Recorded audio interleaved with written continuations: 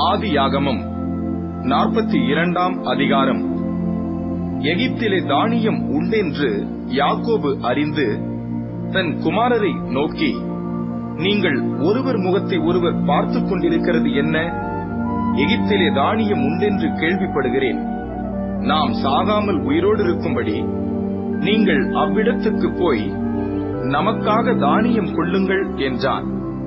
யோசேப்பின் சகோதரர் 10 பேர் தானியம் கொள்ள எகிப்துக்கு போனார்கள். யோசேப்பின் தம்பியாகிய பென்யமீனுக்கு ஏதோ மோசம் வரும் என்று சொல்லி யாக்கோபு அவனை அவன் சகோதரரோடே அனுப்பவில்லை. கானான் தேசத்திலே பஞ்சம் உண்டாயிருந்தபடியால் தானியம் கொள்ள போகிறவர்களுடனே கூட இஸ்ரவேலின் குமாரரும் போனார்கள். யோசேப்பு அந்த தேசத்துக்கு அதிபதியாயிருந்து தேசத்தின் ஜனங்கள் யாவருக்கும் விற்றான். யோசேப்பின் சகோதரர் வந்து முகங்குப்புற தரையிலே விழுந்து அவனை வணங்கினார்கள். யோசேப்பு அவர்களை பார்த்து தன் சகோதரர் என்று அறிந்து கொண்டான். அறிந்தும் அறியாதவன் போல கடினமாய் அவர்களோடே பேசி, நீங்கள் எங்கே இருந்து வந்தீர்கள் என்று கேட்டான். அதற்கு அவர்கள், கானான் தேசத்திலிருந்து தானியம் கொள்ள வந்தோம் என்றார்கள். யோசேப்பு அவர்களை தன் சகோதரர் என்று அறிந்தும் அவர்கள் அவனை அறியவில்லை. யோசேப்பு அவர்களை குறித்து தான் கண்ட சொப்பனங்களை நினைத்து அவர்களை நோக்கி, நீங்கள் வேவுக்காரர், தேசம் எங்கே திறந்து கிடக்கிறது என்று பார்க்க வந்தீர்கள் என்றான். அதற்கு அவர்கள், அப்படியல்ல ஆண்டவனே, உமது அடியாராகிய நாங்கள் தானியம் கொள்ள வந்தோம். நாங்கள் எல்லாரும் ஒரு தகப்பனுடைய பிள்ளைகள். நாங்கள் நிஜஸ்தர், உமது அடியார் வேவுக்காரர் அல்ல என்றார்கள். அதற்கு அவன், அப்படியல்ல, தேசம் எங்கே திறந்து கிடக்கிறது என்று பார்க்கவே வந்தீர்கள் என்றான். அப்பொழுது அவர்கள், உமது அடியாராகிய நாங்கள் 12 சகோதரர், கானான் தேசத்தில் இருக்கிற ஒரு தகப்பன் புத்திரர். இளையவன் இப்பொழுது எங்கள் தகப்பனிடத்தில் இருக்கிறான், ஒருவன் காணாமற் போனான் என்றார்கள். யோசேப்பு அவர்களை நோக்கி, உங்களை வேவுக்காரர் என்று நான் சொன்னது சரி. உங்கள் இளைய சகோதரன் இங்கே வந்தாலொழிய நீங்கள் இங்கே இருந்து புறப்படுவது இல்லை என்று பார்வோனின் ஜீவனைக் கொண்டு ஆணையிட்டு சொல்லுகிறேன். இதனாலே நீங்கள் சோதிக்கப்படுவீர்கள். உங்கள் சகோதரனை அழைத்து வரும்படி உங்களில் ஒருவனை அனுப்புங்கள். உங்களிடத்தில் உண்மை உண்டோ இல்லையோ என்று உங்கள் வார்த்தைகள் சோதிக்கப்படும் அளவும் நீங்கள் காவலில் இருக்க வேண்டும்.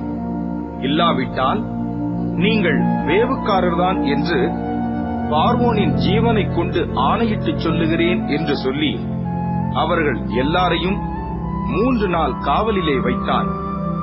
3ஆம் நாளிலே யோசேப்பு அவர்களை நோக்கி, நான் தேவனுக்கு பயப்படுகிறவன். நீங்கள் உயிரோடே இருக்கும்படிக்கு ஒன்று செய்யுங்கள். நீங்கள் நிஜஸ்தரானால் சகோதரராகிய உங்களில் ஒருவன் காவற்கூடத்தில் கட்டுண்டிருக்கட்டும். மற்றவர்கள் புறப்பட்டு பஞ்சத்தினால் வருந்துகிற உங்கள் குடும்பத்துக்கு தானியம் கொண்டு போய் கொடுத்து உங்கள் இளைய சகோதரனை என்னிடத்துக்கு அழைத்துக் கொண்டு வாருங்கள். அப்பொழுது உங்கள் வார்த்தைகள் மெய்யென்று விளங்கும். நீங்கள் சாவதில்லை என்றான். அவர்கள் அப்படி செய்கிறதற்கு இசைந்து, நம்முடைய சகோதரனுக்கு நாம் செய்த துரோகம் நம்மேல் சுமந்தது. அவன் நம்மை கெஞ்சி வேண்டிக் கொண்ட போது அவனுடைய மன வியாகுலத்தை நாம் கண்டும் அவனுக்கு செவிகொடாமற் போனோமே. ஆகையால் இந்த ஆபத்து நமக்கு நேரிட்டது என்று ஒருவரை ஒருவர் பார்த்து சொல்லிக் கொண்டார்கள். அப்பொழுது ரூபன் அவர்களை பார்த்து, இளைஞனுக்கு விரோதமாக பாவம் செய்யாதிருங்கள் என்று நான் உங்களுக்கு சொல்லவில்லையா? நீங்கள் கேளாமற் போனீர்கள். இப்பொழுது இதோ அவன் இரத்தப்பழி நம்மிடத்தில் வாங்கப்படுகிறது என்றான். யோசேப்பு துபாசியை கொண்டு அவர்களிடத்தில் பேசினபடியால் தாங்கள் சொன்னது அவனுக்கு தெரியும் என்று அறியாதிருந்தார்கள்.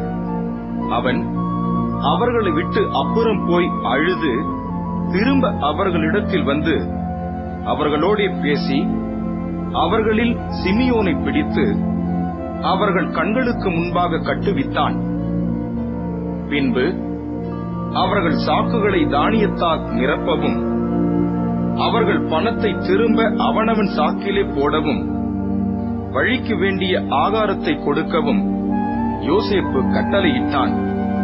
அப்படியே அவர்களுக்கு செய்யப்பட்டது.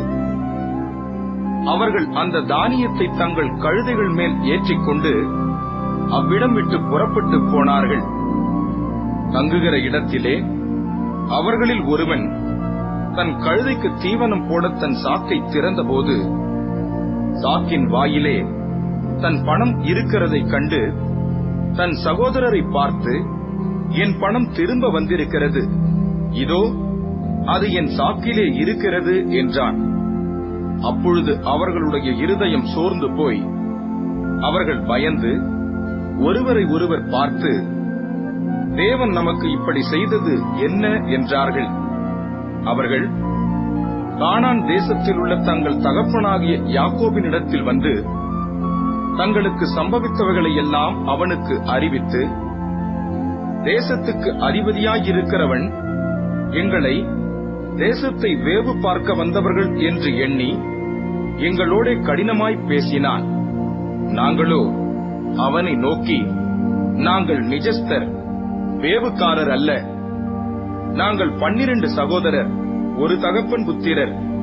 ஒருவன் காணாமற் போனான், இளையவன் இப்பொழுது கானான் தேசத்தில் எங்கள் தகப்பனிடத்தில் இருக்கிறான் என்றோம்.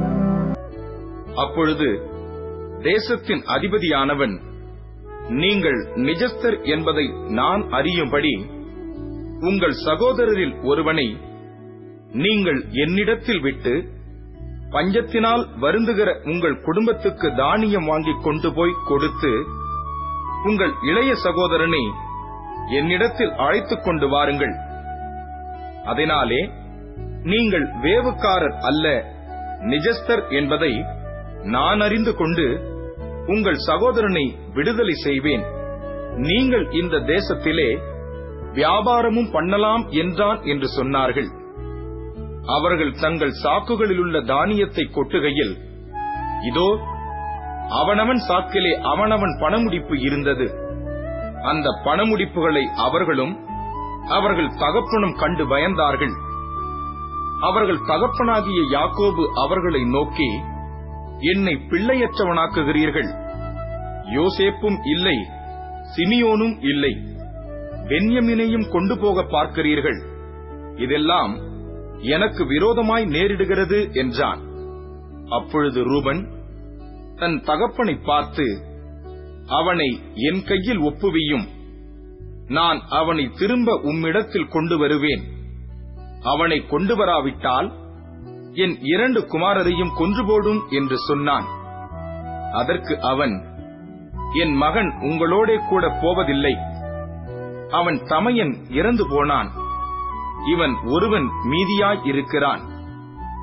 நீங்கள் போகும் வழியில் இவனுக்கு மோசம் நேரிட்டால் நீங்கள் என் நரைமயிரை சஞ்சலத்தோடே பாதாளத்தில் இறங்க பண்ணுவீர்கள் என்றான்.